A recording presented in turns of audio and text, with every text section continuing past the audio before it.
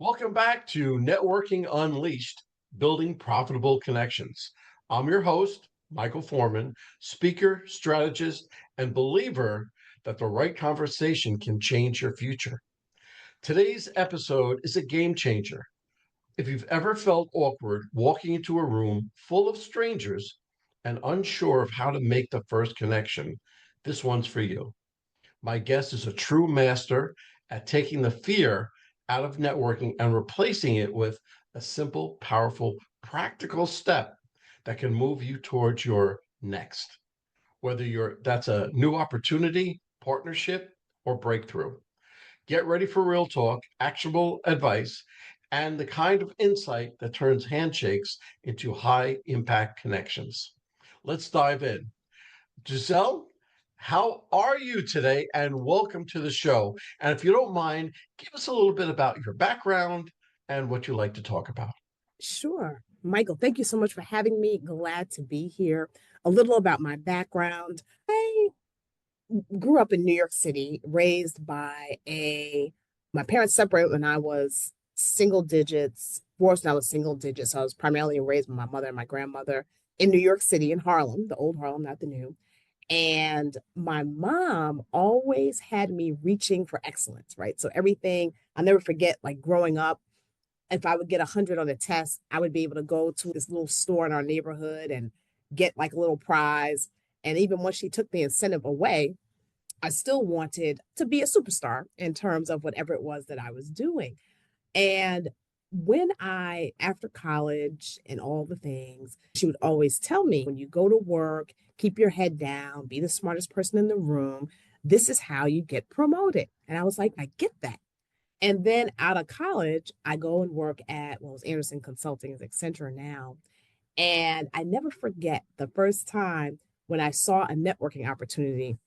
Someone had wheeled out like a bar after work. It's like a Friday. And I was like clutching my pearls. I was like, oh my God, people are drinking at work. I can't be seen doing that. So I'm like trying to be on the peripheries so that no one sees me. And I'm trying not to be seen with a drink in my hand. And then also numerous occasions where employees would say, hey, we're going out after work. You want to join us? I'm like, no, I'm so busy. I have so much to do. I don't have the time. How do they have the time for this? I just didn't see it was important. And then over time, Michael, I learned that what my mother told me wasn't exactly accurate about you get the promotion by keeping your head down, doing the work. I was like, I saw a lot of people getting promotions, but I didn't see them having their head down necessarily. So just on my career journey, I learned that networking is not a bad word and that it can help take you from here to there. But I learned it at I feel like a late age. By the time I was 39 is like when it really cemented in. And because of that, I enjoy sharing what I've learned with others. I have a TEDx on the topic called Networking Made Easy. And I just figured, hey, I'm going to spread good cheer like you do in regard to the hows of networking with practical tips that people can use to really take the stigmatism and the fear out of it. Fantastic. And I can understand, first of all, I come from New York. So I understand it. I come from Rockland County. It's about 30 miles north of New York City. And I spent my life, I moved down to Georgia about 7 years ago. It's a whole different life down here. But I find that the networking that you were talking about, it's true. Your mother was right. Okay. To a certain point, she was to get you started, to get you into the business world. But knowing what we know, it's the social activity, also keeping it in check. But that's what helps get you ahead. So let me just start off by asking, what's the most unconventional networking strategy you've ever used that actually worked? Unconventional that actually worked. I These are would fun say questions. the most unconventional is recognizing people by doing something different about birthdays. And what I mean by that, with social media now, your birthday is everywhere. Facebook, LinkedIn, etc. To the point that it's almost overwhelming, right? That I can't even keep up with it all. And what I came up with, I was like, the field is really crowded. So I started doing these half yearly birthday acknowledgments. So if your birthday's in December, I'm reaching out to you in June and I'm saying happy half yearly birthday, Michael Forman. And when you do that, all of a sudden it's unconventional because, first of all, Michael, who's doing that? So it gives you the opportunity to actually stand out. And if you can be consistent in doing that, people come to expect it. And it's a way to submit yourself into the minds of others. And then to actually help make that automatic and automated, there is this application that I use called Send Out Cards, where you can actually program it to send cards. You don't even have to you don't even have to think about the day. It just does it automatically for you. So I think also some people sometimes forget that networking is not just the physical, but sometimes you can use automation to help you as well. I love that you send out cards. I used handywritten.com. Okay, it's the same concept, but handywritten.com is one that I use for my thank you notes. And I always use a thank you note for every event coordinator or something else because that gives that homey touch. That's part of my follow up that I always suggest because I have a secret sauce for the follow up and I tell everybody what it is. But I raise the possibility of getting a response, positive or negative, but I raised the possibility of a response to about 75%. Yeah, so it's really incredible. So we'll go over the secret sauce afterwards. Let me ask you another question. How do you recommend people overcome their initial networking anxiety or fear of rejection? Sure. This is what I tell individuals because sometimes and this can be it's what I tell introverts, but it works for anyone. And one way to overcome the fear is to set a goal in mind. I happen to live here in St. Louis. It's a very generous region. So we have a lot of meal events, dinner events, receptions on the front end, and people always gathering. And sometimes it can be overwhelming when you see groups of people that appear to know each other that are chatting it up. And then you're like on the outside looking in. And what I tell people in that situation to take the fear out, find someone like yourself, right? So the other person that's in the room who isn't talking to someone is thinking the same thing you're thinking. Oh my gosh, don't want to do this, fearful of doing this. But when you're approaching someone that's in the same situation, it's not as difficult. And I can understand how it's difficult to approach a group of people who seem user friendly with each other. So that's one thing that I would suggest. The second thing is in these type of situations to take the fear out, give yourself a goal. Maybe that is you meet two people, three people, and that's it. And once you've done it, be done with it.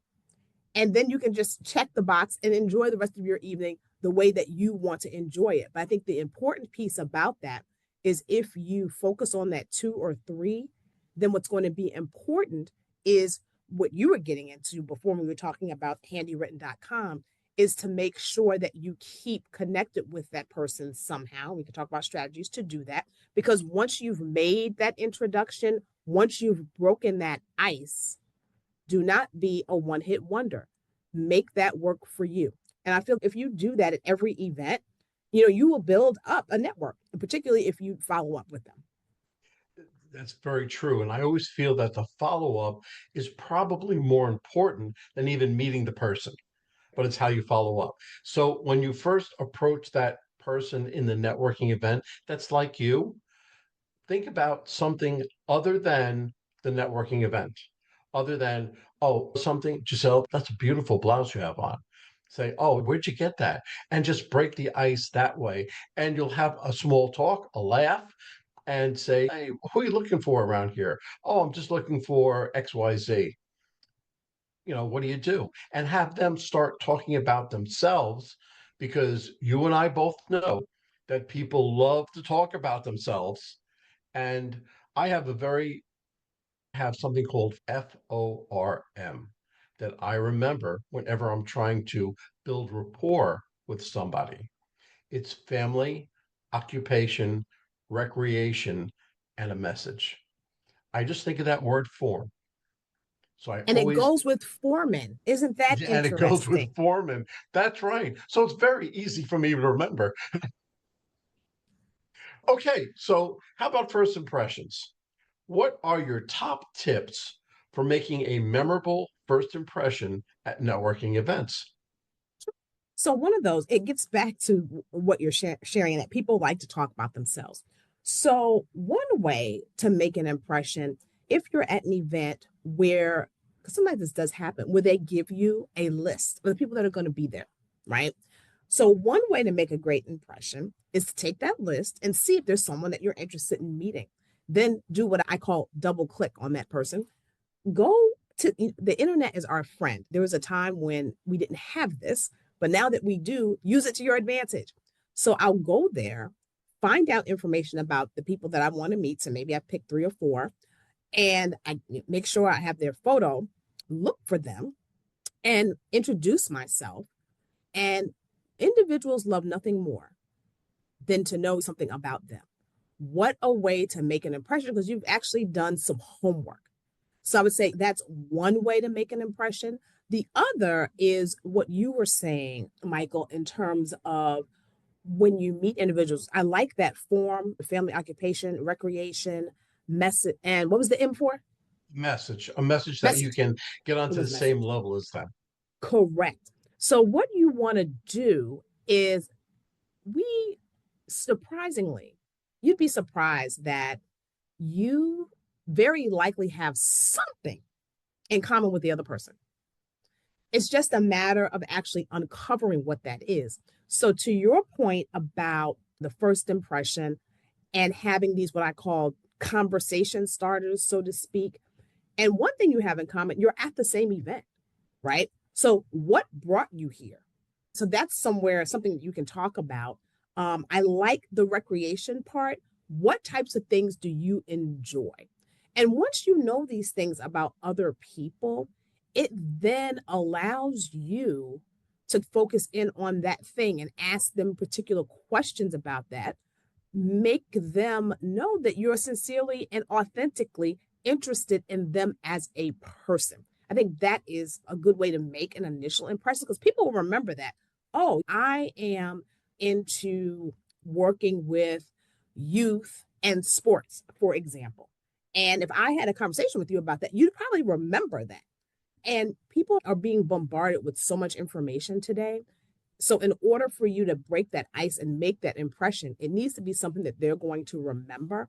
And it's more likely they're going to remember something related to something that they enjoy and that they love. And if you're on the same page. That's very good, very astute, very good. I have to tell you, when you brought up youth sports, that's usually what I try to get to people, depending on their age, what I get them to, because I was a baseball manager for 16 years. I was an umpire for 3 years. I coached 3 years of football, basketball, because for my children, I did that. So if I can get them to the youth sports, I can have them talk all day long and I can give them something intelligent. But that's what I try to do. And one other thing that you said was you have to be authentic, right? Because what happens if you meet this person 3 months from now in a different environment? Are you the same person? Are you as authentic? And if you're not, that just shoots you in the foot right there. And that all, again, goes to your follow up and how important it is and how you do it. Let's move the conversation a little bit to online marketing or Mhm. online networking. How has digital networking changed the game? And what are some best practices for virtual connections? So it's changed the game in that it helps you connect with people faster than you could in person in terms of like volume. So that's the plus. And it's so great you're asking me this, because we just did a podcast. I'm in higher education, and at my institution, we just had a session about networking specifically related to online. So I'm so glad you're asking this question. And one way, so it changes the game in that it increases the number of people you can get to know. However, let's go back to your word authentic. Is it authentic? If you're going after quantity and you don't know the people that you're connecting to, I would suffice to say that it's not necessarily an authentic connection. And if you saw that person walking down the street, would you be able to have a dialogue, know something about them? You probably wouldn't. And I have to say, what gets my goat is this. LinkedIn is a platform that many of us use. People, I subscribe. Whenever you connect to someone, send them a note if you don't know who they are. Because it happens to me all the time. People will get linked, send me a note. I say, oh, not even, they'll just say connect. And then I look and I see, oh, they're connected to 20 people that I know. So in my head, I'm thinking, maybe I know them, don't remember them, and I don't want to say something that might turn them off. So then I go to 2 or 3 people, shared contacts, and I say, hey, Jim Smith reached out to me in LinkedIn. Tell me how you know them, or how do you know them? Because maybe that's how I know them. And they say, oh, I don't know that person. That is not helpful at all. So I pride myself on in LinkedIn, I would say a good 95% of the people I'm connected to, I'm going to know something about them beyond the fact that I'm connected to them. And let me tell you a secret, Michael, you can't tell everybody, but let me tell you, you and your listeners, I'm giving you this for free. And that is what I do is I always make sure in that first LinkedIn connection that I talk about how we met. For example, I just finished teaching an executive education class earlier this week. So there were people who just linked and I remembered them. So when I responded, I accepted and I said, it was so great having you in my inclusive leadership course in executive ed yesterday. So at least that starts with whenever I have to go back to that person, I know how we met. Then I look and see who else do we have in common. I see so and so. I know them this way. So just trying to further solidify. And then I often add, based on what you do, let me know how I might be helpful. I'm in the higher ed space. I work in inclusive leadership. However, I come from corporate, Fortune 250 companies, being a P&L owner where I ran businesses up to $800 million. So if there's anything that I can do to help you, let me know. Or if there's someone in my network who can be helpful to you, let me know. So it might be that. Or depending on if it's someone who I want to further advance the relationship with, I may say, how about a virtual coffee? Or how about a virtual tea? Whatever your favorite daytime beverage is. So that's how I believe that the online networking kind of changes the game. But I think it's up to us. It gets you so far, but I think it's up to you to make sure that relationship is authentic and to make sure that everyone that you add to your network, that you're adding value to them as well. It's really all about a two-way relationship. Any relationship that's one way, you can't use the word relationship because it's not. That's true. And you keep going back to the follow-up of the person. And we keep stressing that the follow-up is just as important. And here's a little tip that I give my listeners probably every other podcast. But at a networking event, when you finally get their business card, on the back of their business card, write down the date, the name of the function, and something you talked about, because that will help you in your follow up. Now, I was in the mortgage industry. I used to go to networking events. I was going with a shoebox filled with business cards.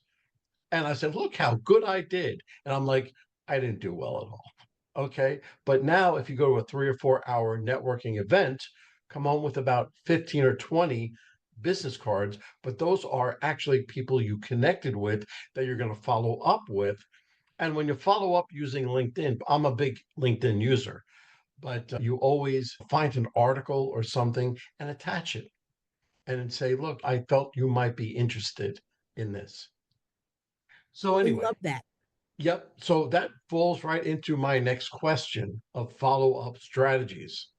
What's your foolproof method for following up after making a new connection? You went into that, but delve into a little bit further.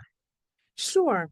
So this might be considered old hat, what I'm going to say I do. And I welcome you or any other listener to tell me how I can be more efficient at doing it.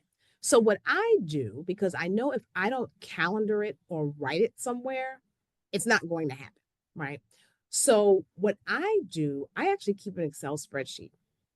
And as I meet individuals, I create a cadence in terms of how often I'm going to get in touch with them. So say I'm going to touch base with this person quarterly. I'll put that in my spreadsheet. And then I'll even, when I first meet them, talk about how I'm going to do that. So therefore, I don't have to think about it when the time comes. So maybe when I get in touch with them 3 months from now, it may be that I know something that they're interested in. And like you, when you mentioned the article, that's another thing I like to do too. Google can be your friend or any other type of search engine. And you can put in whatever that thing is. Like I had a mentor who was into like triathlons. So I would put, and he would do them all over the world. So I would actually put that into a Google search and then have it let me know about these triathlons that are going on in different places around the world. And then I would just put myself a note to say, if I haven't gotten any lately, to just go online and see, are there any going on abroad? And then I can just send a note say, hey, I see this is going on in Spain. Are you participating? So that might be the first. The second might be the half yearly birthday, right? The third may be, how about you pick up the phone? I recognize that it's so easy these days to text, to email, but I do believe that nothing replaces just a voice. And even if you leave a voice note by way of text, it's a little different. So something a little bit different. Just say, hey, I was thinking about you, hadn't talked to you lately. And then maybe that fourth one is a virtual coffee. So I always just try to lay out a cadence in terms of the how. So that when that time comes, I'm like, oh, what do I do? What do I say? What have I done in the past? Then I have a record also of what I have done. Have you looked at CRMs? I have, but I haven't found one that I feel is simple enough. Talk to me, Okay. Michael. I use HubSpot. Okay. Now they have a free version so you can get used to it and see all the makings of it. But look into HubSpot because that's what I use Okay. and it serves me pretty well. And that serves me well because of my follow up. Okay. And how I follow up with the people. And it has tasks so that I set a task. So all I do, the first thing every day is I go and I see all my tasks that I have to do for that day. And it just keeps going and going. So that is one that I would strongly suggest. You heard it here first, listeners. HubSpot. You heard it here first. Okay, quality versus quantity. How do you balance building a large network with cultivating meaningful relationships? I get the word would just be intention. So I feel that if you have quantity, it's difficult to be intentional because it's too many people with which to keep up with. So the quality component comes out of I would call it the care and feeding that you actually give to your network by ensuring that they see that you see them, so to speak. Quantity, if you are going for quantity, I guess there are ways that you can make that work. So, say, for example, if these individuals are all interested in a similar type of pastime, maybe something like a meetup, where you invite these individuals and add others. So I think for getting at big groups, if you find something that everyone has a commonality around and structure something around, that could be a way to get at quantity just based on a factor or two of interest. But I would suffice to say that's still a form of quality because you're actually giving them something of value. I think the Yeah, quantity, I haven't seen someone, you tell me, Michael, of how you make quantity successful in terms of networking. quantity really goes, I equate that to customers. Okay. I have 3 widgets. You should buy them. You bought them. That's a customer. Okay. Ever since the pandemic, we've gone to relationships rather than customers. So that's where my mortgage thing was. I came back with a shoebox full of cards. That was the quantity. Now, the quality is where I've evolved to, and that's the 15 or 20 business cards. And I think you'll get so much further when you go quality over quantity. Now, for that's not for everybody, but for a regular salesperson that sells X, Y, or Z, quantity, that's perfect. But something for you and I, quality is a whole different ball of wax. Okay, let's go a little bit to personal brand. How important is personal branding in networking, and how can one effectively communicate their unique value? Good one. Personal branding is also important. I think if we go back to your question before about making a memorable impression, branding is one way by which to do that. So, for example, I'm admiring, your tagline, building profitable connections, for example. I'm like, oh, wow, I can actually, I'll remember that, right? If I need something or a service that would align with that. I worked with a marketing company to help me with my branding. And when I think of all the things that I've done and how I combine what I do around inclusive leadership at work, pulling in this networking expert piece as well. At first, I thought they were so diametrically opposed. Oh, it's two different things. And by working with a marketing person, she helped me see a way to pull it together and came up with the tagline, I make organizations hum. And I said, that's perfect because it aligns with inclusive leadership at the office. It aligns with my TEDx on networking. And it aligns with when I think about when I was in corporate and I've been like a 5-time general manager running businesses. And I had a lot of success around turning around failed relationships. So I make organizations hum fits there. In higher education, I teach all about inclusive leadership, belonging. Again, that's really, it's people, right, that make organizations work. So again, I make organizations hum. So when I meet individuals and you introduce yourself, so I say, I'm Gisele Marcus. I am in higher education. I teach around inclusive leadership.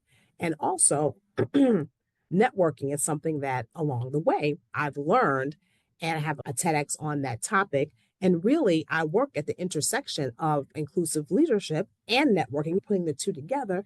And my tagline is I make organizations hum. And oftentimes people say, oh, I really like that. And if you go to LinkedIn, you'll see that there as well. I think it helps you be memorable. So it's important to brand yourself. It's important to have that 30-second pitch so that people can understand what it is that you do, and they can help identify how they can help you, and vice versa if they have a brand as well. That's very good. And the 30-second elevator speech. Now, when I lived in New York, I had 2 networking groups that I created. I created 2, one in New York, one in New Jersey, and both had about 30 businesses in each. But the whole idea with that branding with your elevator speech is to not say the whole thing all at once. Say the first half and just make the other person say, what do you mean by that? Or what about that? And once you get them into the conversation, then you can expand your 30-second speech and go into further what you talk about. So that's all it is.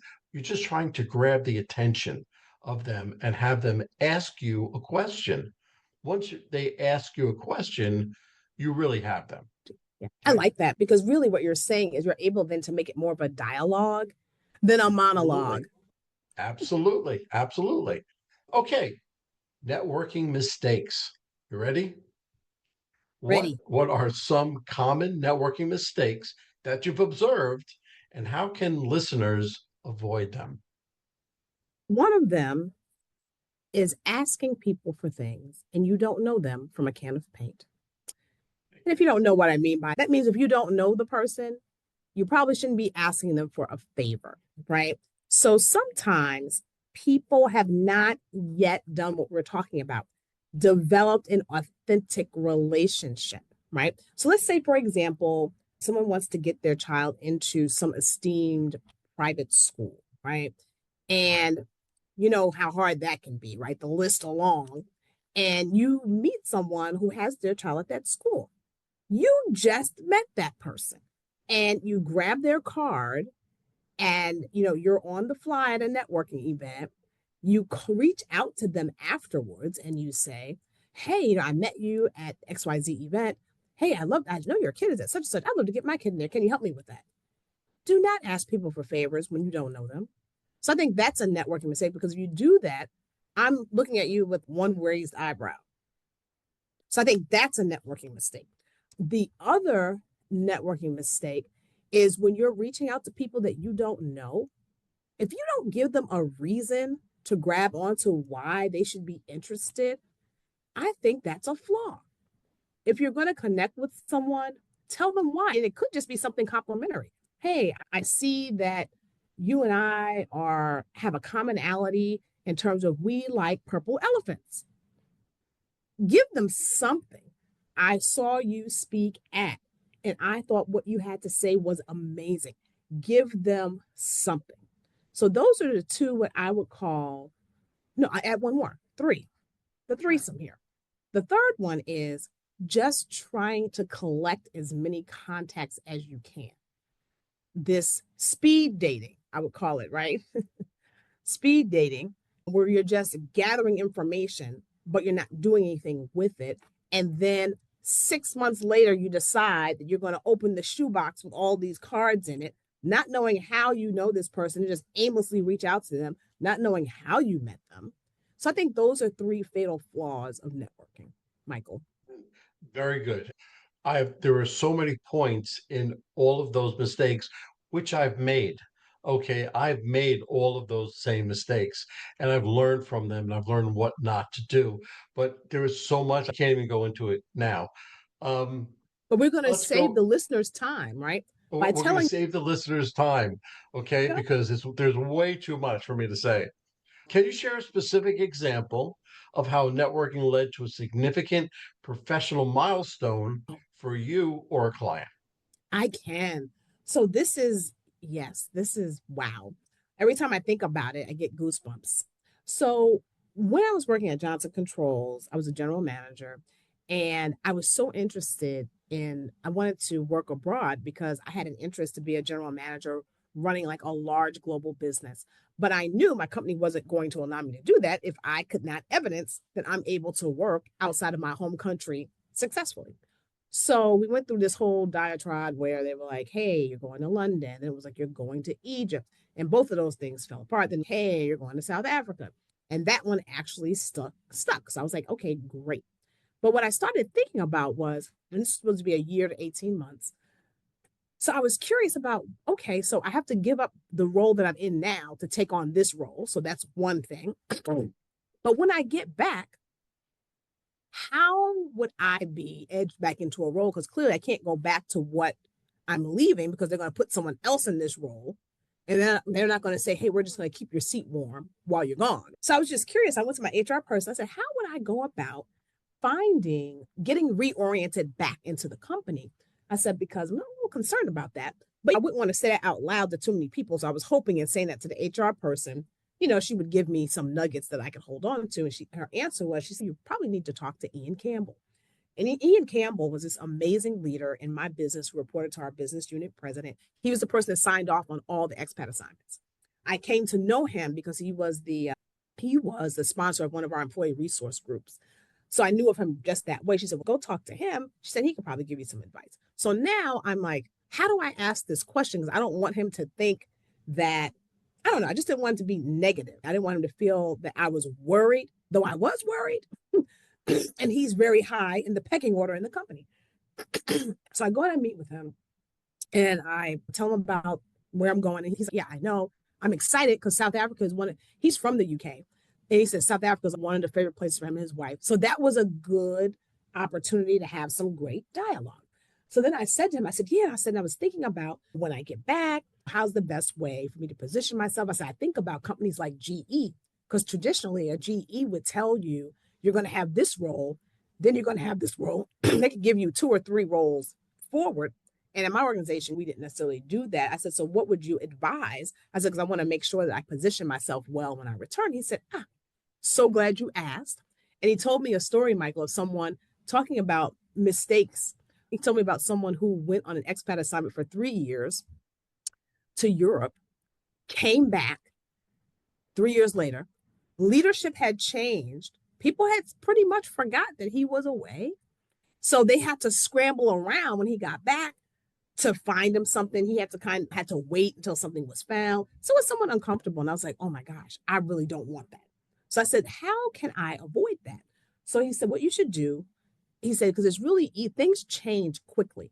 He says, you want to keep yourself in front of leaders. He said, so come back every quarter and make sure that you talk to your mentors and your sponsors. He said, of which I will be one. So he gave me the opportunity for him to be a sponsor, which is amazing. That's a whole nother podcast, right? So I said, okay, I'm going to do that. So I did what he asked me to do. And then I knew, back to networking, he's someone that he's a triathlete. And then he loves South Africa. So every time I would come back every quarter, I would bring him something like a water bottle about South Africa. Their FIFA was in South Africa the year I was there. So I brought him like a t-shirt back from that. So just things that would resonate with him. And he was reminding me, he said, and then when you know 6 months in advance when you're coming back, let me know. He said, because we need to start thinking about roles for you. He said, so a lot of times we'll have things in incubation and we can start saying, hey, we know Gisele's coming back. So I said, okay, great. So I did all the things he asked me to do. So that's the other thing I would say in relationships, follow people's instructions, right? When they give them to you. And what happened, Michael, was amazing. I was concerned about having a single job when I got back. I actually had 11 internal offers for roles. That's nice. That's very nice. And it's so much more comforting when you know you have something to come back to, Correct. because you can very quickly, especially in the corporate world, you can be forgotten about. And you don't want that ever to happen. So, look, very quickly, give me three actionable steps our listeners can take today to improve their networking skills. Give me three quick ones. Sure. So the first one I would say is make a plan in terms of how you are going to follow up with your network, your general plan. How are you going to make it happen? I would start with that. Second of all, I would think about what is your goal or goals so that you can then start to think about where can I find individuals that can assist me on this journey. That might be organizations, that might be different geographies, etc. And number three, I would say begin to think about the network you already have. So, for example, if you have an undergraduate degree, those alum, that's a network for you. Think about networks that are already easy for you to actually get into. It could be if you are for example, I am in like a National Black MBA Association, for example, and they have 33 different chapters around the country. So if I wanted to expand knowing people in that industry in a particular segment, I could use that organization. So use what you already have first. That is absolutely fantastic. You are such a great guest. Gisele, if somebody wanted to get hold of you, either for a talking, a speech, even for you to coach them, how would they get hold of you? Sure. You can find me on LinkedIn at Gisele Marcus, Gisele Marcus, And I also have a website, www.giselemarcus.com. On Facebook, I am Gisele Marcus. See you there. All right, that's good. Gisele, I'll speak with you soon. Look forward to it, Michael. Thanks for having me. This was awesome. Well, hold on, folks. Don't go anywhere. Let me just read a few of our sponsors that we have. Struggling to reach success? Maybe it's time to quit. In Quit Your Way to Success by Rodney Davis. This reveals 27 steps to breaking bad habits that hold you back. This powerful book helps you rewire your mindset, take control of your actions, and turn setbacks into stepping stones. With real life examples, motivational quotes, and actionable lessons, especially for sales professionals, you'll gain the tools to quit what's stopping you and start winning. Transform your future today. So Quit Your Way to Success by Rodney Davis, available now on Amazon. And this is a nonprofit called Revved Up Kids. This is something I believe in wholeheartedly. Revved Up Kids is on a mission to protect children and teens from sexual abuse, exploitation, and trafficking. They provide prevention training programs for children, teens, and adults. To learn more, go to revvedupkids.org. That's REVVEDUPKIDS.org. A huge thank you to our guest for sharing such incredible insights today. And of course, a big shout out to you, our amazing listeners, for tuning in and spending your time with us. If you're interested in my digital courses, being coached, or having me come and talk to your company, just go to Michael and fill out the request form. Remember, networking isn't about being perfect, it's about being present. So take what you've learned today, get out there, and make some meaningful connections. If you've enjoyed this episode, please don't forget to subscribe, leave us a review, and share it with someone who could use a little networking inspiration. Let's keep the conversation going. You can find me on Apple, Spotify, Pandora, YouTube, or my website, forman.com/podcasts.